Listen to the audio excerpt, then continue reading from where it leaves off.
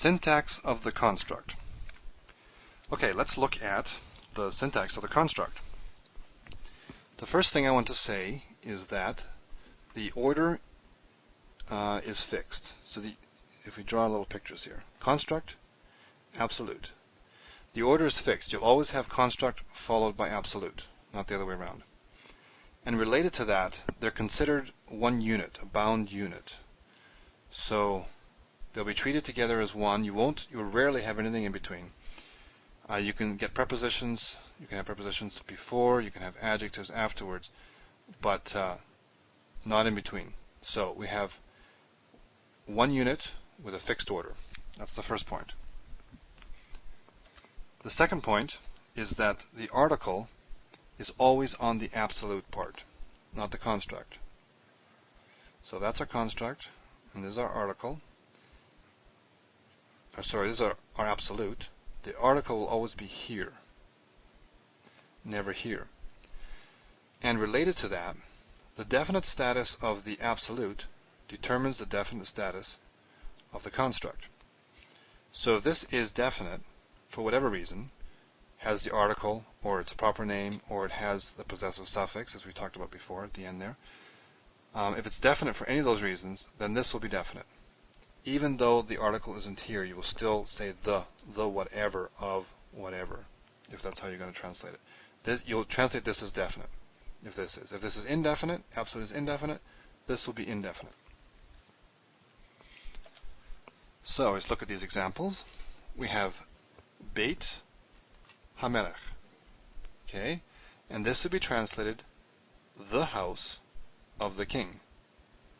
And the reason we say the house, even though there's no article here, is because king is definite. Likewise, or a counterexample, a house of a king. And we say a house over here because king is indefinite. No article and no other reason for it to be definite. Here we have Ir, David, so city and David. How do we translate this? The city of David. We would not say a city of David, because David is a proper name, and because the proper name, it's definite. And so this is definite. Here we have Devar Adonai, so we have the word of the Lord, because the tetragrammaton here is God's proper name. Unlike Elohim, which just means God, this is actually a proper name and therefore is definite.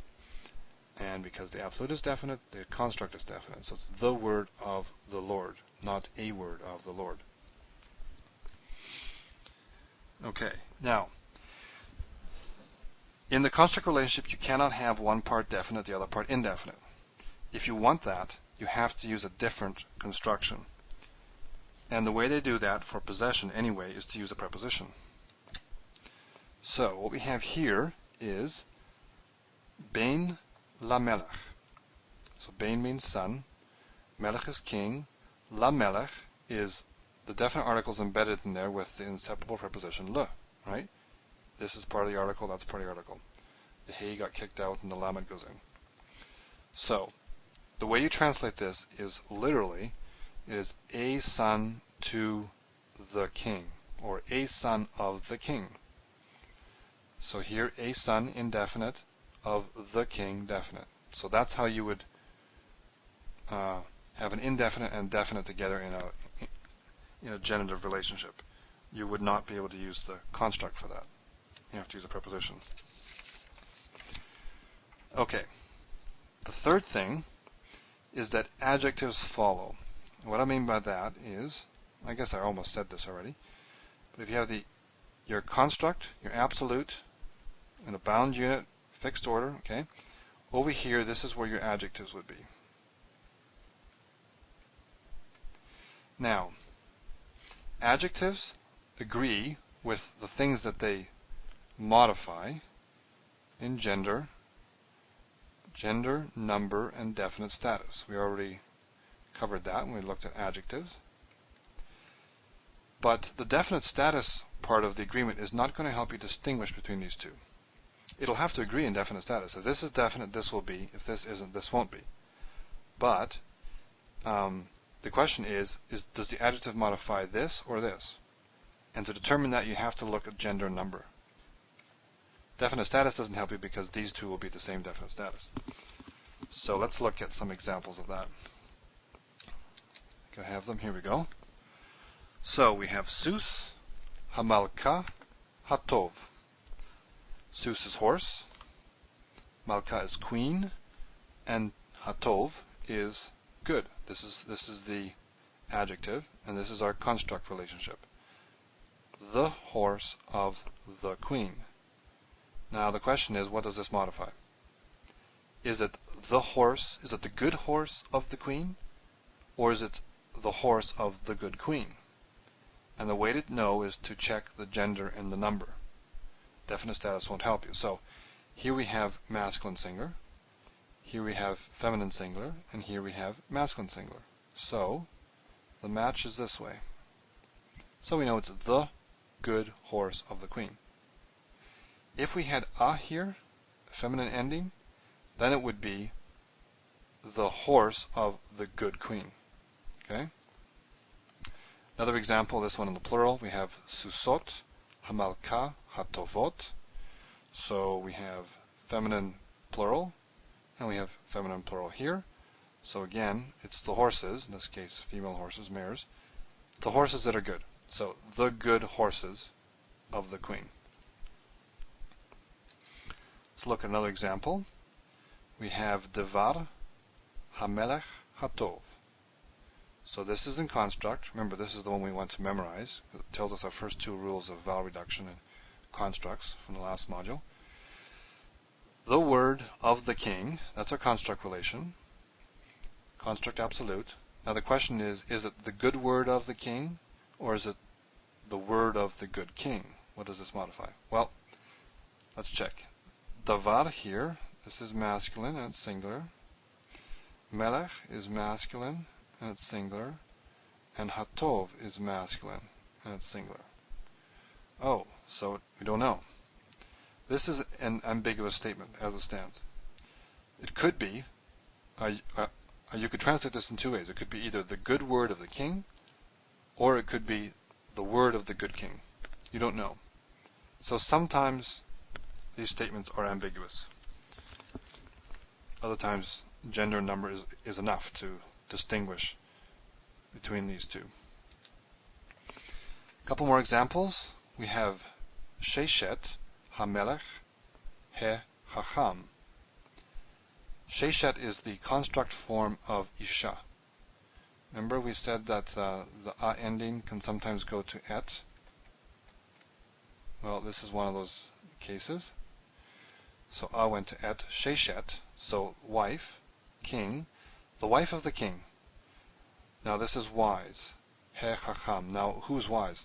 It's the king, is it the king or the wife that's wise? Well, feminine, masculine, they're both singular. And this here is masculine. So this sentence is the wife of the wise king. Now down here, Sheshet Hamelech Ha-Chachama, this is now feminine. So this is feminine, masculine, they're both singular. This is singular as well. So feminine, up here, wise modified king, here it modifies wife. Okay, because it matches in gender.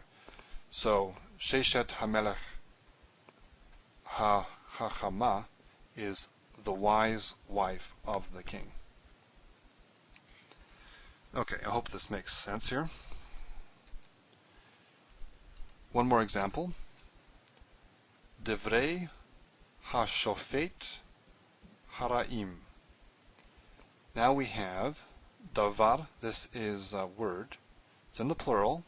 A is our plural construct form. And you may ask yourself, why is that hidik there? Well, that's because of that rule of Shava thing, remember? Devarim becomes Devrei. Anyway,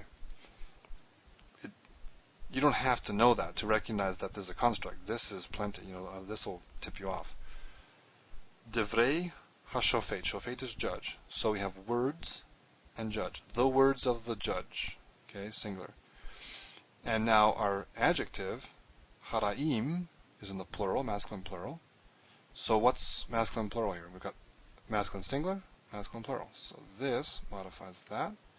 So it's the evil words of the judge, not the words of the evil well, it wouldn't work because now this is plural, right? The words of the evil judges, or the words of the evil judge, doesn't work. So this is modifying this by virtue of number. That's what's distinguishing it for us now. Okay, what's next? Number 4. The fourth point, really simple point, is that you can have a construct chain. You can have, and I hinted at this before, it's not just 2 elements. You can have more than one. So you can have a construct, you can have another construct, you can have another construct. I don't know if you ever have more than that. And then you have your absolute. You only have one absolute, but you can have multiple constructs. And an example of that is Sheshet, again, wife. Navi is prophet. Yehuda, Judah. So what we have here is the wife of the prophet of Judah. And they're all definite because Judah is a proper name and Judah is definite. So here we have 2 constructs. First one, the second one, and then we have an absolute. The wife of the prophet of Judah.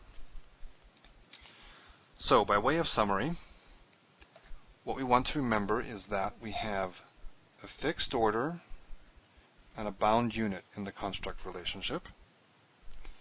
The article is only on the absolute portion, not on the construct, and the definite status of the absolute determines the definite status of the construct. So the construct just follows. Second point is 1. Fixed order, bound. 2 has to do with the article and the fact that the absolute determines the construct. The third is that adjectives follow. Okay, so if we have, that's our construct relationship, adjectives will sit here. And we saw that, get a J in there. It's gender and number that will distinguish these, at least sometimes. You can have ambiguous statements as well. And fourth is you can have a chain. You can have 1, 2, 3, whatever, 4. Well, these are all constructs in absolute. So that is the syntax of the construct.